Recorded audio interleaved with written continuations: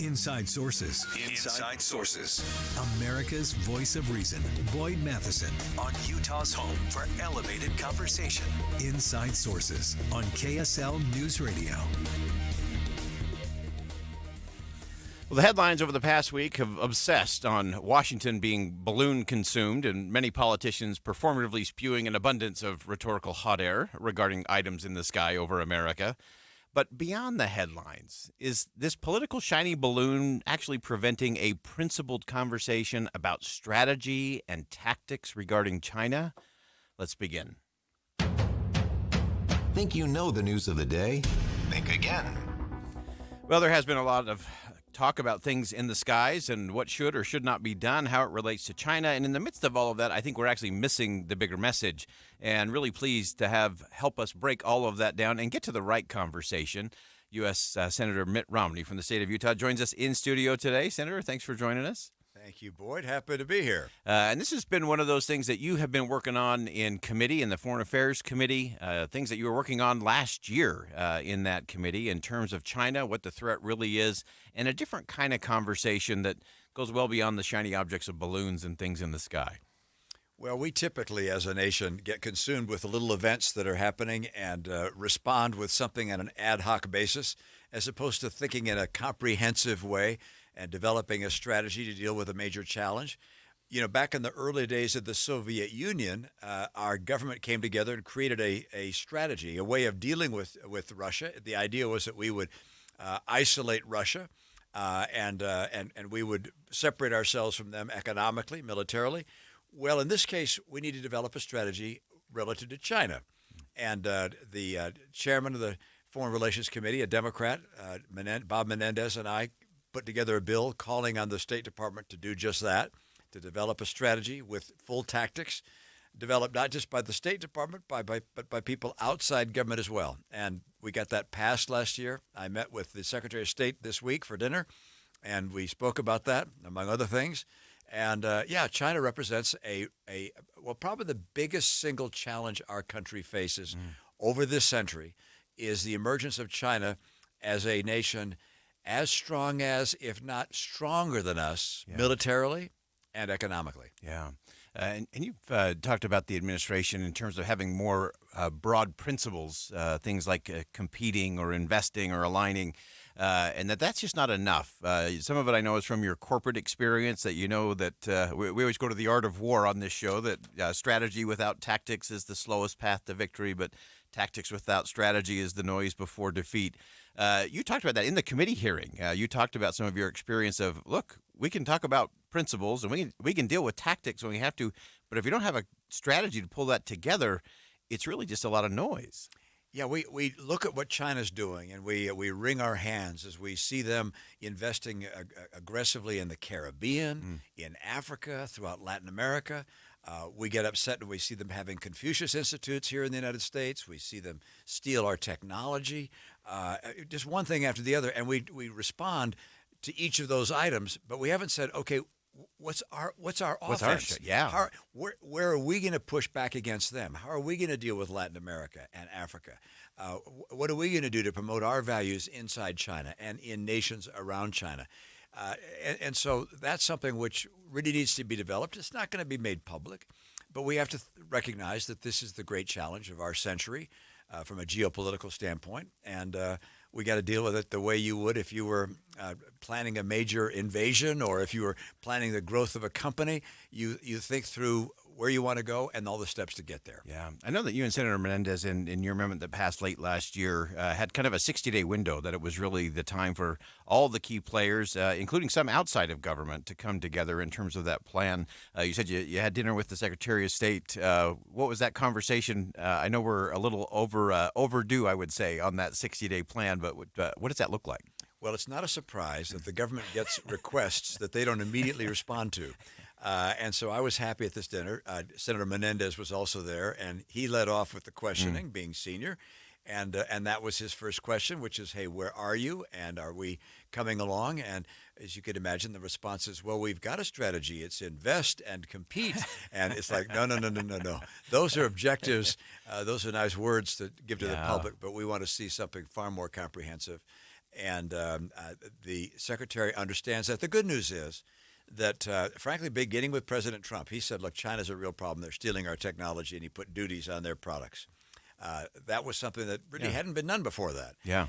President Biden has continued those duties and likewise recognizes the threat of China. And Secretary Blinken is in the same boat. He says, this is the number one issue he deals with. The number one issue he's concerned about as Secretary of State is China. And that's good news and a recognition that we need to take from just an overview of what kinds of objectives we have to actually developing a strategy. That's something he's got to take seriously, and I believe you'll see that happen. Yeah. And so what do you see as the kind of those next steps? Like what are some of those strategic components that we should be hoping for? Obviously, we've got to deal with China on a host of issues, and some things we are just competing. Obviously, the Taiwan issue is going to be a big one. You mentioned some of the connections, the relationships they're fostering with Brazil and others in South America.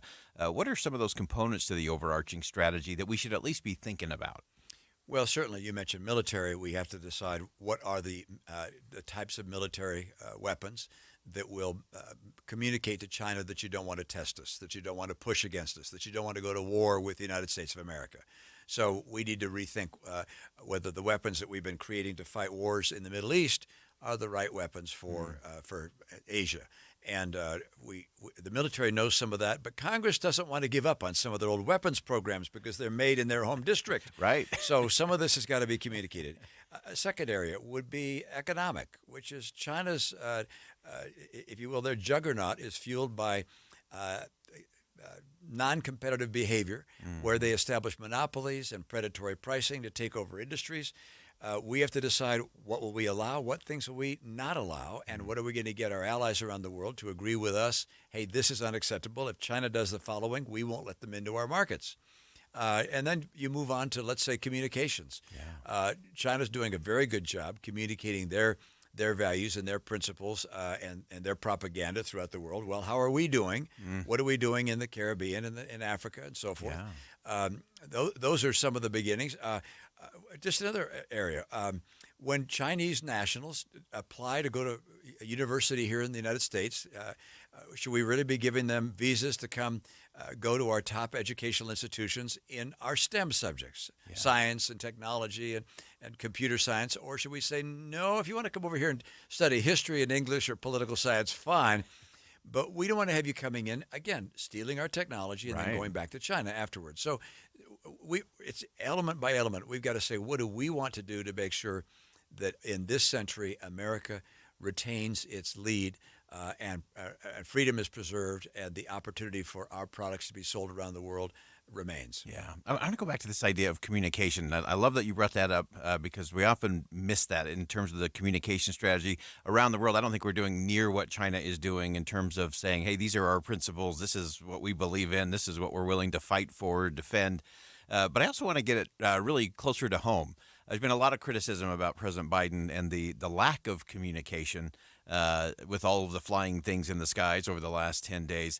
Again, you've seen this both as a senator, you saw it during the Olympic Games, you saw it in your business practice. Crisis communication, leadership communication in a crisis. Where's the president got it right? Where's he got it wrong? What should we be looking at or expecting from our leaders in these kind of really tough situations?